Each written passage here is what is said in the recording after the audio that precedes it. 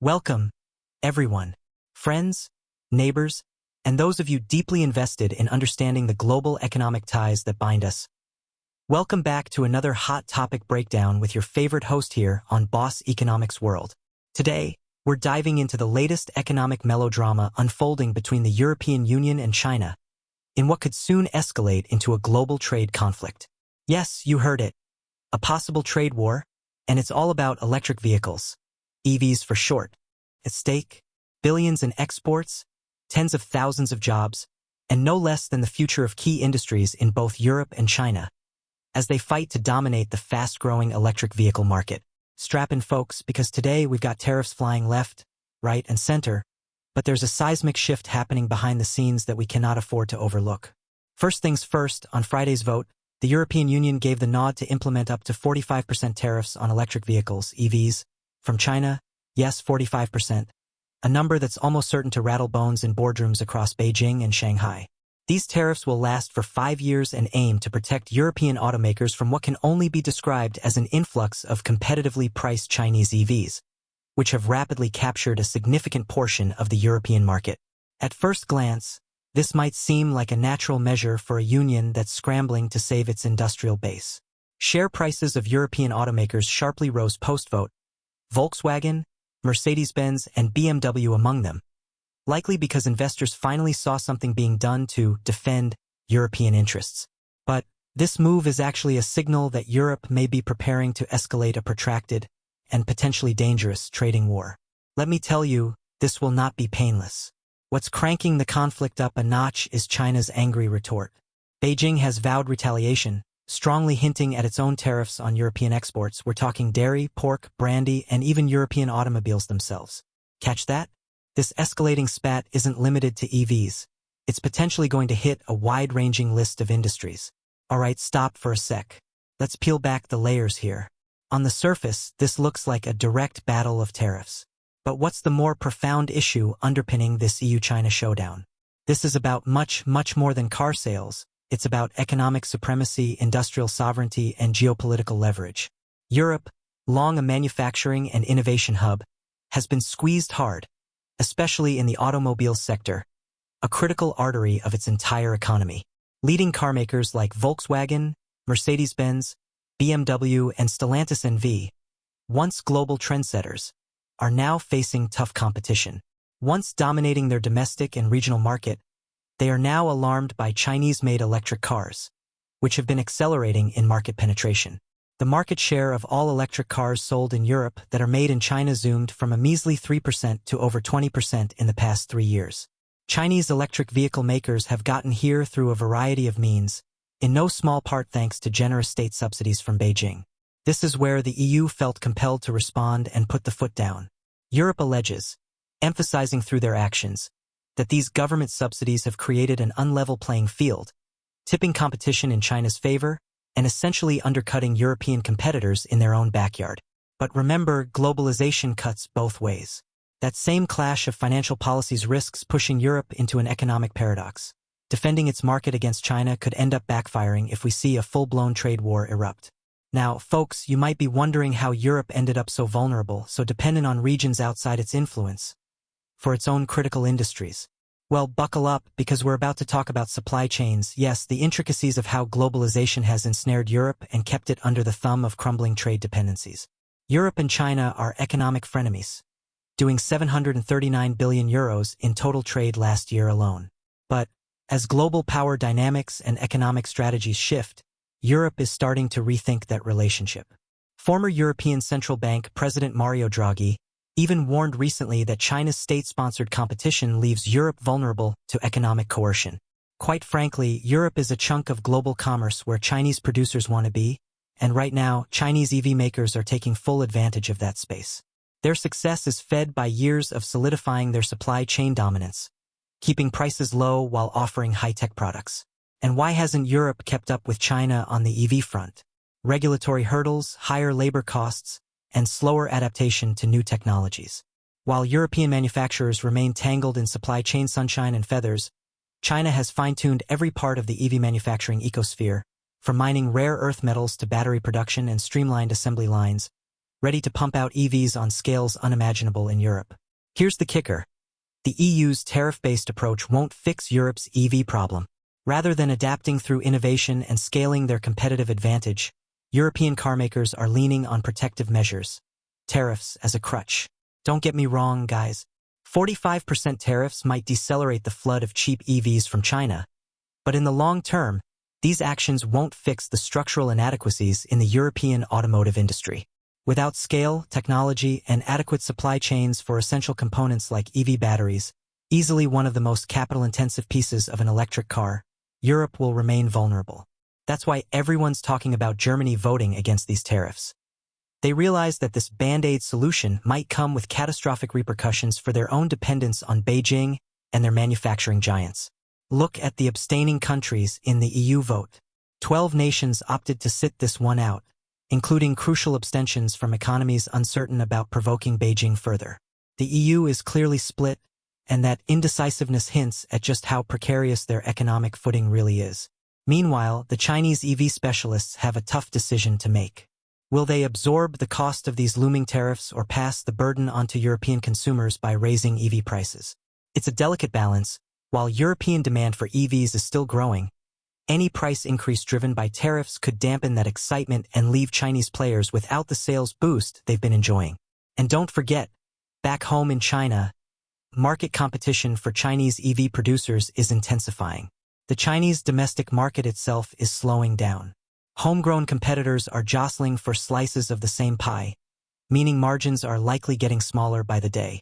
The prospect of moving factories to Europe, allowing Chinese automakers to sidestep the entire situation, is already on the table. Brands like BYD, Geely, owner of Volvo and Lotus, SAIC Motor, and NIO are already eyeing potential avenues, setting up their production lines inside Europe to stay competitive. Ironically, this could build further industrial dependency between the EU and China, unless Europe takes more aggressive steps to level the playing field through domestic innovation, raw material independence, and bolstering key industries. But let's get to the million-dollar question. Who stands to benefit the most from this EU-China standoff, or crucially, who could lose the most? European automakers may get short-term protection from this tariff decision, but we can't forget that tariff wars come with unintended consequences. Let's look at recent precedent, the US-China trade war. Initially, Washington imposed tariffs to protect industries, but American consumers ended up shouldering higher prices across multiple industries. And the same could happen here in Europe as well.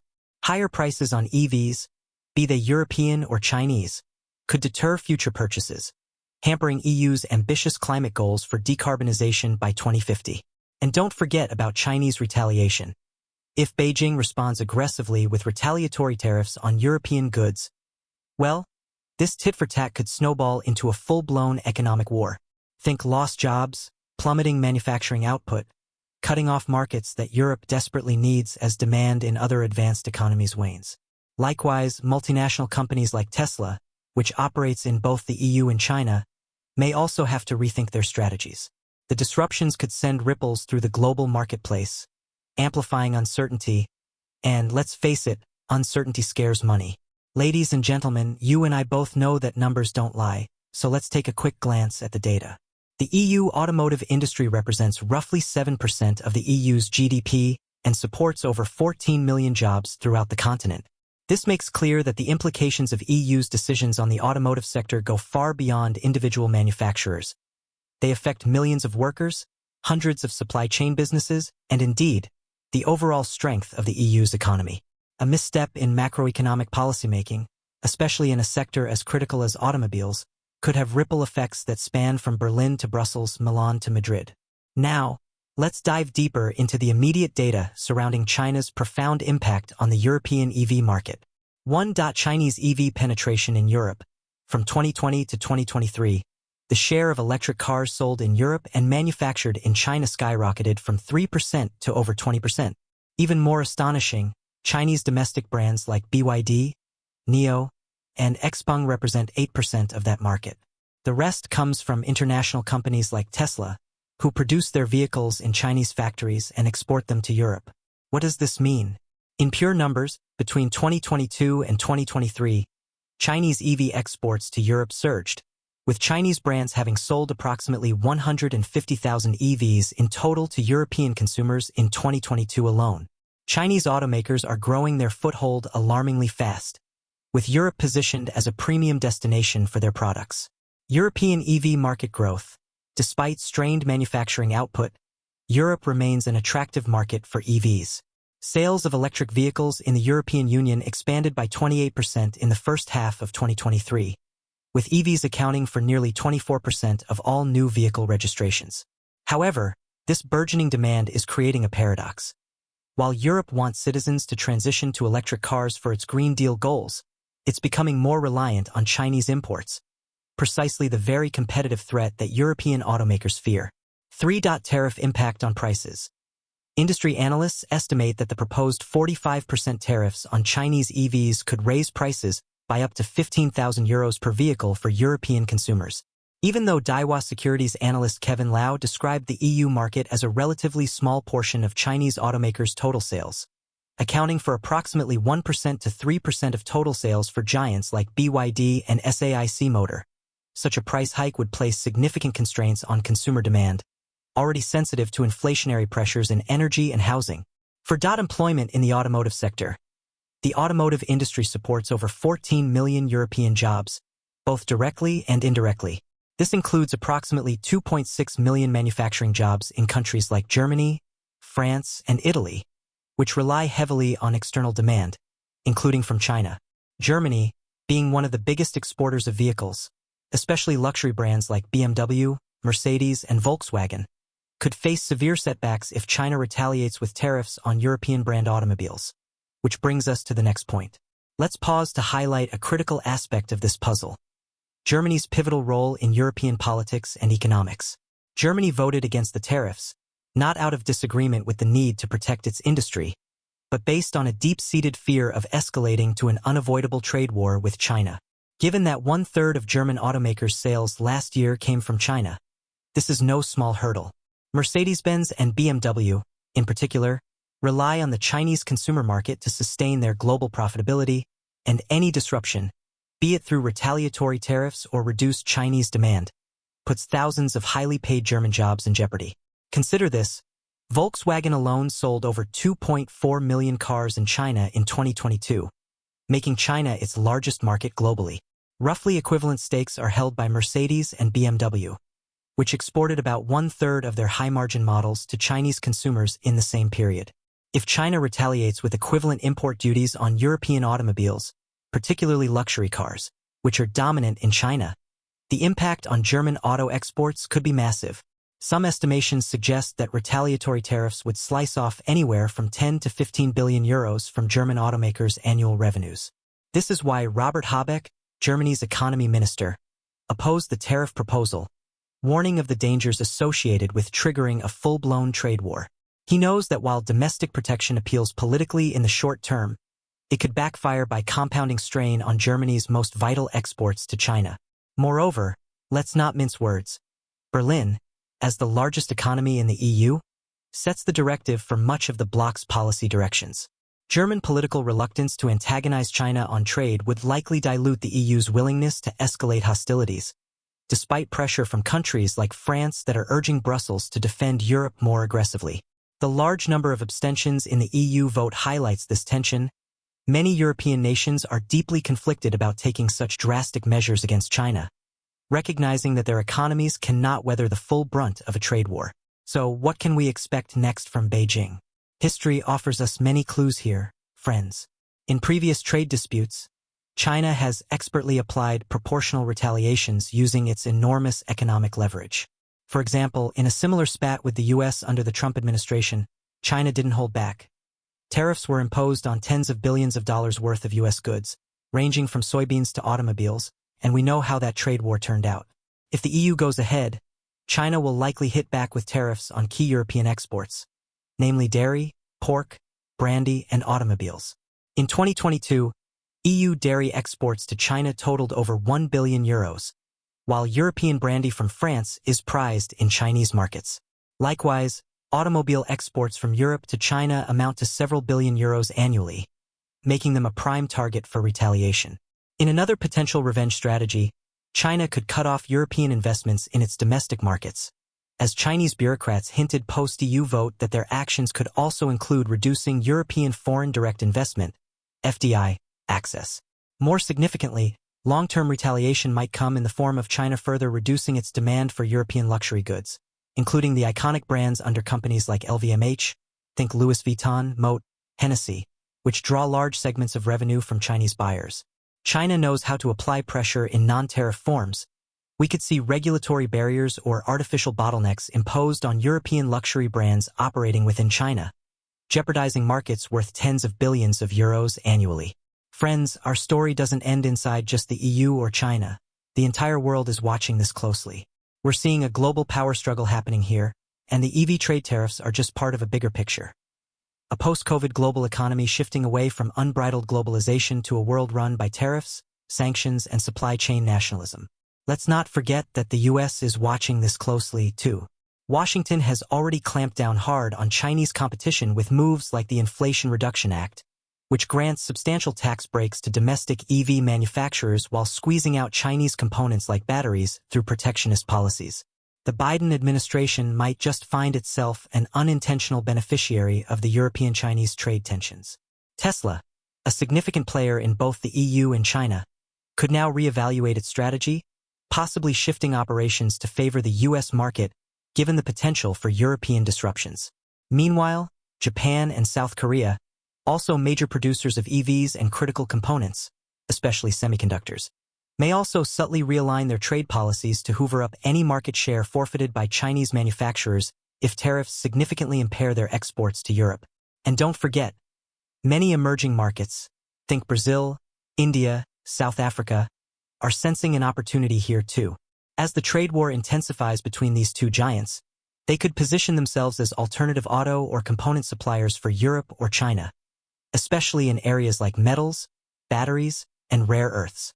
Let's turn our eyes back to Europe now. Is the EU truly ready to weather this economic showdown? Is erecting these tariff walls the right hedge against Chinese competition? Or are policymakers merely sticking their fingers in the dam while structural deficits pile up behind them? In theory, EU leaders are right to focus on protectionism to defend industries critical to Europe's economic survival and long-term sovereignty, but they also need to be careful not to rashly overplay their hand. A sustained trade war, especially one involving sensitive industries like automobiles, could generate far-reaching, counterproductive impacts. The cost drivers associated with trade conflicts would raise consumer prices, slow growth, and undermine the EU's own efforts to transition to a green economy. If electric vehicle access becomes prohibitively expensive for European consumers, then how can the EU hope to meet its climate targets, such as carbon neutrality by 2050? Ultimately, this is no small storm on the horizon. The EU's decision to impose tariffs on Chinese EVs is just one ripple in what could become a geopolitical tidal wave. For Europe, it's a high-stakes balancing act. Protect its industries or risk the wrath of China's economic firepower. But let's not fool ourselves. This is more like walking a tightrope over an active volcano. The EU, for all its internal divisions and economic muscle, is dealing with one of the most formidable economic powers in the world, and the consequences of a sustained showdown with China could harm Europe's own economic goals in the long term. Today, we're going to explore how Europe can prepare for what comes next, the repercussions of a messy trade war, and the steps it can take to navigate this looming crisis. So, we return to the critical question, can the EU afford to decouple from China? And if it can, how fast can it realistically reduce its dependencies without causing unnecessary self-harm? The EU's growing concern over its dependency on China is palpable, especially as this isn't just about EVs. China is Europe's largest trading partner, and the degree of interconnection is staggering. Everything from rare earth metals to solar panels and battery technology flows from China to Europe. Add to that the huge volume of Chinese investments in European infrastructure, and it becomes painfully clear that these two economies are woven into a complex tapestry. The sharp rise in China's market share in the European EV industry is a reflection of this deeper trend.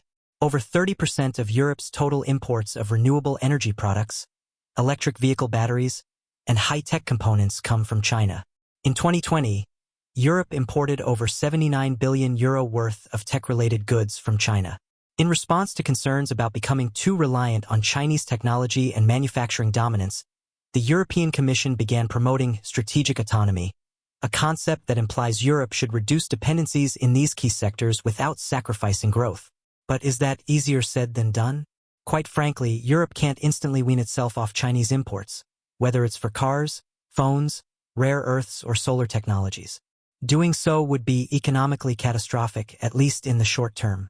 The region would face massive supply chain shortages, price hikes, and potentially have to postpone its ambitious climate goals if the Green Deal is stymied by the sudden absence of affordable Chinese EVs or the essential components that only China currently produces at scale. However, Europe must begin the process of diversification if it is to avoid getting cornered. The EU's Green Deal and its goal to be climate neutral by 2050 must be upheld without reinforcing unsustainable procurement practices from economies like China that undermine Europe's supply chain self-reliance. If Europe intends to preserve its auto industry, protect consumer interests, and mitigate its dependency on Chinese EVs, action must be taken immediately to diversify supply chains and ramp up domestic production. Here's a breakdown of exactly what Europe could do. 1. Invest in local battery production.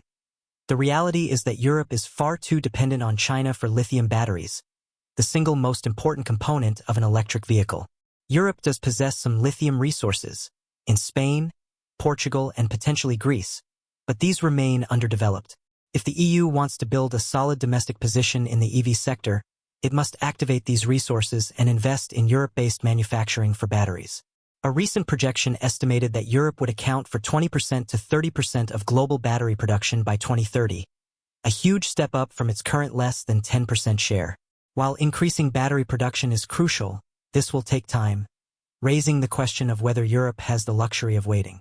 To kickstart this production, Brussels, for example, could set up public-private partnerships that pour money into building a Europe-centric battery supply chain to reduce dependence on Chinese battery giants like CATL, Contemporary Amperex Technology Company. 2. Increase funding for R&D and innovation in EV technology. European automakers must advance in their R&D capabilities if they hope to compete with China's tech-savvy, low-cost EVs. Investment in cutting-edge technologies, such as solid-state batteries, autonomous driving systems, and ultra-fast charging, UFC, technologies, can help European automakers regain their competitive footing. Europe's technology ecosystem isn't weak, but it's lagging in certain critical areas, and that's having a direct impact on how quickly and effectively European car manufacturers bring market-disrupting products to consumers. Where will the extra money come from? Analysts often argue that redistributing the EU's next-gen EU funding, a post-pandemic stimulus package aimed at boosting green and digital transitions, to support both innovation in clean transportation technologies and their associated industries, like metals and battery materials, could aid in removing competitive discrepancies with China. 3. Fortify trade agreements with other global economic powers. With China threatening retaliation and a potential reduction in FDI, Europe must plan for the possibility of losing market access to one of its most significant trading partners.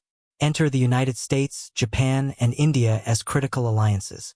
European leaders could push forward expanded trade deals with these regions to foster investments and create alternative markets for European goods should a full trade spat with China further wreck market confidence in both directions. Europe doesn't have to look too far away. India, for instance, is ramping up its manufacturing capacities in EVs and could serve as an alternative market for European cars, not to mention a sourcing hub for components like batteries or software systems. Moreover, Japan and South Korea remain formidable players in the global EV market. Inking partnerships with their companies could help push European automakers up a rung in terms of global competitiveness. 4. Secure rare metals and diversify supply chains. Europe already started this process with the European Raw Materials Alliance, ERMA, focusing on securing the supply of minerals critical to the development of EVs, including cobalt, nickel, and rare earths, necessary to avoid sourcing from China. The EU's investment in mining operations in Africa and Bolivia could ramp up further, but to make that work, Europe needs to streamline its legal and environmental regulations to fast-track mining permits and refining capacity development for essential resources. Give this process too many red lights, and China will continue to dominate supply chains. 5. Encouraging reshoring or nearshoring of EV production. As Chinese automakers explore building manufacturing plants in Europe to avoid trade sanctions, European authorities could pull an economic judo move by incentivizing these very investments. We've heard of BYD eyeing France, MG Motors, SAIC, setting up shop in the UK, and Geely prepping for more EU investments via Volvo. Rather than resisting these companies outright, Europe could impose conditional incentives for Chinese EV makers looking to set up local operations. Doing so could create jobs, foster industrial alliances, and actually reduce escalation risks, all while keeping European consumers' access to affordable EVs alive. These measures won't shield the EU from all the risks associated with a prolonged standoff with Beijing, but they could significantly minimize economic fallout and pave a path for long-term economic resilience. Let's be clear, though. Even with preparations, a full-scale trade war with China could be devastating for Europe. The WTO's role in mediating such disputes has been largely diminished in recent years, rendering this global rulebook framework almost inert. A unilateral clash will affect industries well beyond automobiles. Let's count some additional potential costs. Job losses could top 250,000 in the automotive sector alone, especially if China sharply cuts purchases of German and French cars. Factories reliant on Chinese demand for luxury cars like BMW, Audi, and Mercedes could close down, and thousands of direct and ancillary jobs along the chain could be disrupted as firms scramble to rediversify. Uneven inflation. Car prices in Europe, already soaring due to semiconductor shortages and supply chain disruptions since the pandemic, could reach untenable levels for most consumers. The average price of an electric vehicle in Europe could increase by 10,000 euros or more, making them unaffordable for middle-class consumers. Supply chain disruptions. Beyond EVs, China is the world's largest supplier of goods involving rare earths, crucial components used in everything from wind turbines to iPhones to military guidance systems. Losing access to China's output could delay green tech projects across the continent, including EU's solar and wind energy expansion. Dilution of EU Green Deal. One of the most chilling longer-term effects of a trade war would be the crippling of EU's climate goals. Electric vehicles are essential to meeting emissions reduction targets under the Paris Climate Agreement. Yet if their affordability evaporates, this will cripple the EU's broader environmental aspirations. It's clear that the EU currently sits at an economic and strategic crossroads. While the decision to impose tariffs on Chinese EVs might seem like a protective shield for European automakers, the consequences of triggering an all-out trade war could be catastrophic for the continent's fragile economic recovery and its lofty climate ambitions. In the short run, these tariffs will likely support European carmakers, but only temporarily. The deeper issues haven't been solved. Europe faces an incredible uphill battle when it comes to closing the competitive gap in technology, production capacity, and market integration relative to China in the electric vehicle, EV, sector. If these structural deficits are not addressed quickly, the tariffs may do little more than delay the inevitable. Europe falling behind in the rapidly evolving global EV landscape. So where does that leave Europe? On the one hand, there's the immediate protection of its domestic industries through tariffs on Chinese EVs, which may appease some manufacturers and temporarily boost share prices. On the other hand, there is the broader threat of escalating tensions into a full-scale trade war that could cripple Europe's economy, slow its green transition, and erode key revenue sources for industries that are deeply dependent on China, such as the luxury car and consumer goods sectors. Let's explore how the EU can navigate this very tight and winding road without falling into either of these traps. The situation the EU finds itself in is reminiscent of a classic economic dilemma. Do you shield struggling industries from foreign competition, or do you push for increased innovation and competitiveness? Here are the core issues Europe is wrestling with. 1. Dependency on foreign supply chains. European automakers rely heavily on Chinese batteries, semiconductors, and rare earth materials, the lifeblood of EV technologies.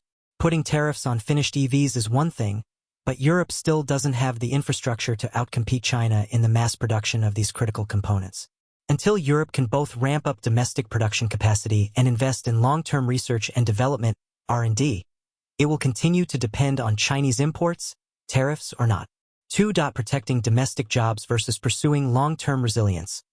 About 14 million jobs are tied to the EU's automotive sector, and politicians are wary of disrupting these livelihoods. The short-term gain of tariffs could provide a shield for workers in Germany, France, and Italy.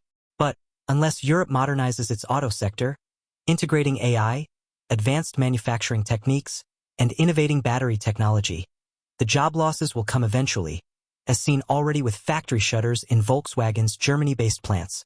3. Compromise on consumer costs and the climate agenda. The most immediate casualty of this tariff policy will likely be consumer access to affordable EVs. Let's look at numbers.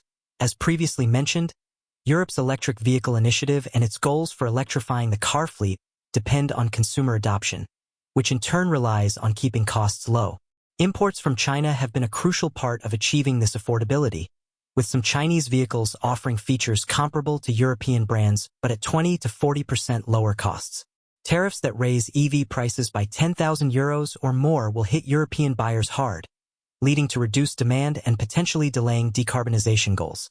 So, how did Europe get to this point where it's forced to retrench in a defensive posture through tariffs? To fully understand, we need to look at how Europe lost its lead in the global EV race.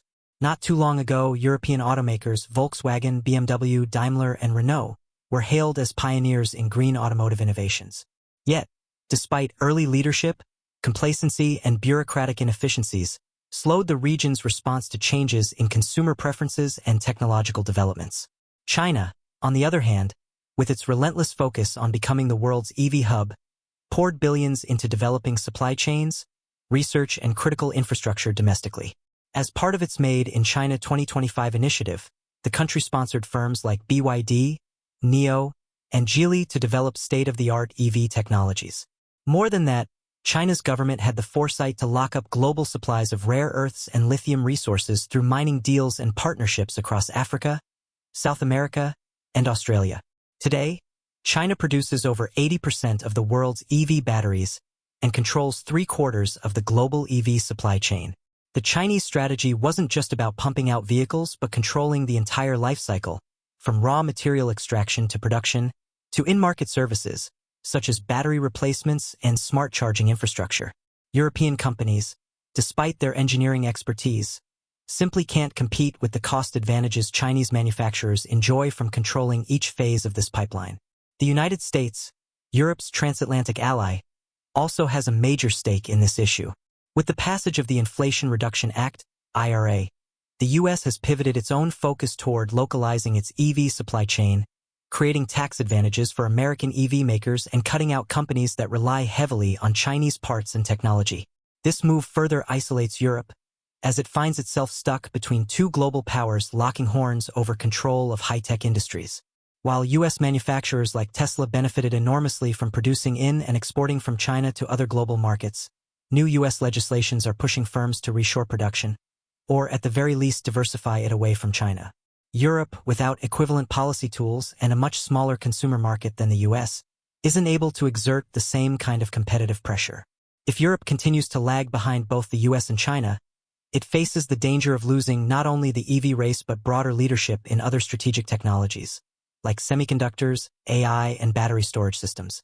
Europe risks becoming technologically dependent on foreign players for its critical infrastructure, especially as green energy transitions become an essential part of governance and economic planning globally.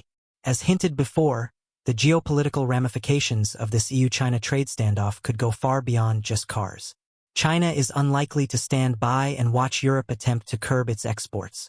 Here are several retaliatory measures China can, and likely will, impose. 1. Targeted sanctions on European luxury industries. China is a massive market for European luxury goods. Brands like LVMH, Dior, and Hermes generate a considerable proportion of their revenues from Chinese consumers. Beijing could restrict market access for these brands or swamp them with red tape, effectively blocking their ability to export and advertise their products. This is no small threat. In 2022, France alone exported luxury goods worth over €20 billion to China, and with advanced middle-class consumption in cities like Shanghai, Beijing, and Guangzhou, a cutoff could cripple key industries in Europe's economy. 2. Tightening the noose on European automakers. While European automakers struggle to compete in their own markets, they heavily rely on China for global sales, especially luxury cars. For example, BMW, Audi, and Mercedes-Benz sell more than 30% of their vehicles in the Chinese market. China could impose tariffs or quotas on European auto imports as a retaliatory measure, crippling Germany's export-dependent economy. And let's not ignore Beijing's ability to delay or shut down joint ventures with European firms, undercutting their ability to stay competitive. 3. Weaponization of supply chains. China has a vice grip on rare earth materials, as well as much of the lithium and cobalt markets, key ingredients for wind turbines, EVs, and batteries. Should Beijing decide to limit export quotas of these critical materials, Europe would face severe production constraints across multiple green industries. 4. Imposing barriers on European FDI. China has long benefited from significant levels of foreign direct investment, FDI, flowing in from Europe. The potential for China to significantly restrict European firms' ability to invest in the country could particularly harm sectors like automotive, manufacturing, and finance, where European firms like Volkswagen and Siemens are deeply entrenched via joint ventures. 5. Souring diplomatic relations. Beyond economic measures, China could retaliate diplomatically, hindering cooperation on climate change, cybersecurity, and technology. European green tech companies benefiting from Chinese market access or investments in wind, solar, or nuclear technologies could find doors shut abruptly. The ongoing tensions between Europe and China highlight a larger question. Can Europe really afford to alienate its key trading partner while also trying to secure sovereignty over its key industries? And if the answer is no, then what should Europe's next moves be? Here are some future scenarios depending on the EU's willingness to commit to either further engagement or decoupling from China. Scenario 1. Mild decoupling and strategic trade agreements. Europe could continue imposing the EV tariffs while negotiating trade agreements with China to ensure peace on other fronts. This middle path would avoid full economic decoupling. For instance, Europe could try to negotiate price caps for Chinese imports as an alternative to outright tariffs, ensuring that affordable EVs stay on the market without undermining domestic manufacturers. Cooperation on key tech industries, such as batteries and renewable energy, could still be maintained but under stricter EU scrutiny to avoid unfair competition and state-subsidized dumping. Scenario 2. Full-scale retaliation and trade war. Europe sticks to its guns, refusing compromises, and China retaliates by escalating with countermeasures on various sectors: automotive exports, luxury goods, and supply chains. This could spiral into a full-scale trade war between two of the world's largest economic powers, which would wreak havoc globally. In this scenario, European automakers would bear the brunt of retaliatory action. Companies like Volkswagen, BMW, and Mercedes-Benz, reliant on the Chinese market for profits, would experience severe revenue shortfalls if China imposes tariffs or voluntarily reduces demand for European autos. Such a scenario would trigger factory shutdowns, layoffs, and production disruptions across the continent as firms scramble to find alternative markets. Given that China accounts for around a third of these automakers' sales, losing that market would put many of their operations at risk. Simultaneously, Europe would face soaring EV prices at home, hurting its green transition efforts and causing consumer backlash as decades of work on sustainability targets get delayed. If EV prices skyrocket due to tariffs, middle-class buyers, already grappling with high inflation and rising interest rates, may abandon or postpone their plans for more sustainable vehicles. This would also mean that Europe will miss its new 2035 goal of banning combustion engine vehicles. Aside from economic pain, we should also expect political backlash on both sides of the aisle. European governments would face internal pressure from unions, automotive workers, and manufacturers. China, too, would experience backlash. Its middle class may also resent rising costs associated with European luxury brands, and eventually, Beijing could see escalating diplomatic tensions hurt its own long-term growth prospects as markets in Europe sour. Inflationary pressures will likely rise as supply chains across both regions face disruptions. Goods that depend heavily on rare earth metals, batteries, solar panels, pharmaceuticals, and other Chinese inputs suddenly become more expensive in Europe. This won't be limited to Europe-China relations either. Given their deep trade connections, a full-blown trade war between the two powers would drag in other international actors. The U.S. While Washington may see opportunities as Europe and China fight, at the same time, the global recessionary pressures that would result could cause disruptions in American industries too. American firms intertwined with either the Chinese or European markets could face a supply chain choke. Emerging markets. Brazil, India, South Africa, and Southeast Asian nations may seize this chance to fill the void and boost their own manufacturing sectors. But the short-term shock of shifting supply chains would mean increased prices and economic instability. Global climate change efforts. Cooperation on climate change may take a hit, which in turn could erode the carefully built momentum of global sustainability efforts, further deepening the divide between the global north and south on climate politics.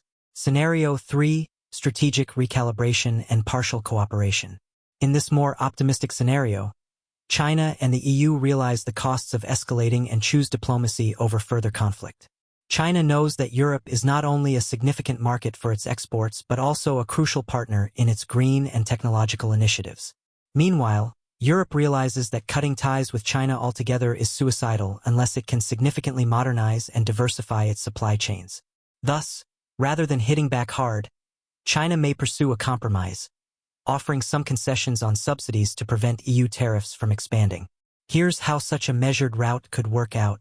1. Bilateral negotiations on EV production quotas or price caps. Instead of all-out tariffs, the EU could negotiate EV production quotas or price caps on Chinese-made vehicles destined for Europe. This would allow European automakers some breathing room to catch up on EV technology and battery production while satisfying both industry lobbyists and environmentalists that low-cost EVs can still be sold in Europe. This compromise would help keep EV prices accessible to European consumers. 2. EU aligns with global supply chains. Europe courts increased investments from the US, Japan, South Korea, and emerging markets to diversify its battery and semiconductor supply chains. Instead of trying to go it alone in building these industries from the ground up, the EU could look to form strategic partnerships with countries like India, which are aiming to ramp up their own automotive production. Europe could also deepen trade agreements with African nations, which hold vast resources of rare earth materials but still face infrastructural challenges in fully exploiting them. 3. Mutual tariff reductions. It's also possible, though challenging, to negotiate bilateral agreements that would lead to mutual tariff reductions on other goods. This could be beneficial for both sides, allowing Europe to maintain access to crucial Chinese imports, such as batteries and rare materials, as well as keeping its own industries, such as luxury goods and agriculture exports, intact in China. 4. China recognizes European concerns over state subsidies. As part of these negotiations, China could scale back state subsidies for its largest EV manufacturers or offer some form of compromise, such as allowing more European companies to acquire stakes in key Chinese supply chains or relaxing foreign investment rules in designated sectors. 5. EU implements focused domestic reforms. Europe leverages the breathing space provided by such compromises to aggressively restructure its own EV manufacturing capacity and reduce dependency on China over the medium term. This means fostering an European research and development (R&D) environment that pushes boundaries in battery storage, charging infrastructure, and EV software. Major European economies could introduce reskilling programs for workers in the traditional auto sector to transition to EV production and related industries, creating a sustainable industrial policy for the new green economy. The question many analysts and policymakers seem unwilling to face head-on is, can Europe survive without China? Can Europe go it alone and carve independent supply chains, market access, and technological leadership without collaborating with one of the world's most powerful industrial players? In our globalized economy, isolationism doesn't work. Complete economic decoupling between Europe and China is, at best, highly unrealistic, and at worst, disastrous for both economies. China, while being a fierce competitor in certain sectors like EVs, remains vital to Europe's green transition, tech advancements, supply chains, and broader consumer markets. Moreover, let's not forget that China is also adapting. As its domestic economy slows, China is becoming more dependent on exporting to developed markets, especially Europe and the US, to sustain its own growth model. Viewing this interdependency through the lens of a potential trade war or sustained conflict reveals how much both sides have to lose. The best approach for the EU would likely be selective decoupling from areas that pose the greatest risks of overdependence. This includes diversifying its batteries, semiconductors, and rare earth materials supply chains. However, a sudden and aggressive decoupling and all-or-nothing approach would hurt Europe more than it would hurt China, at least in the short to medium term. The tariffs on Chinese electric vehicles have kicked open the door to a much larger, more dangerous battleground in global economics. Europe's decision, though seeming like protective policy on the surface, may well trigger an escalation that few, if any, had fully considered. Beyond the automotive industry, this conflict could shake up global markets, potentially sparking retaliatory measures that go far deeper than just cars and consumer goods. Europe needs to balance protectionism with forward-thinking innovation because the EV tariffs are a temporary stopgap at best. Without a clear long-term strategy to dramatically improve its competitiveness in the green economy, Europe risks falling behind China, the United States, and other emerging markets. Instead of merely defending its industries with tariffs, the EU must adopt a sustainable, resilient industrial policy that incentivizes green technology scaling, innovation, and self-reliance. Long-term, the question isn't whether tariffs will help or hurt, but whether Europe can future-proof itself in a world of shifting trade alliances, emerging industrial superpowers, and rapid technological change. Will the EU manage to pull through with strategic innovation and renewed competitiveness, or get buried under the weight of reactionary protectionism? In the coming years, we'll find out whether Europe has the political will to rise above this crisis, not by retreating from global competition, but by facing it head-on, fueled by bold investments in green tech, skilled labor, and strategic partnerships. For now, all we can say is that the plot is thickening fast, and everyone, governments, businesses, and citizens alike, will be paying a heavier price if things spiral further.